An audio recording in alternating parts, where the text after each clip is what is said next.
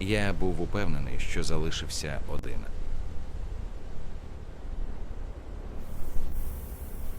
Але щойно я почув сигнал, хтось або щось досі активне. Якщо цей сигнал справжній, він може стати першою відповіддю на те, що сталося із Землею. Минуло багато років. Природа повернула собі Землю.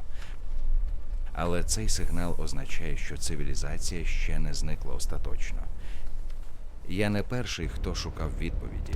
Хтось був тут задовго до мене, але не повернувся. Джерело сигналу знаходиться за цими воротами. Але, схоже, вони чекали саме на мене. Якщо це місце досі працює, значить історія людства ще не закінчилася.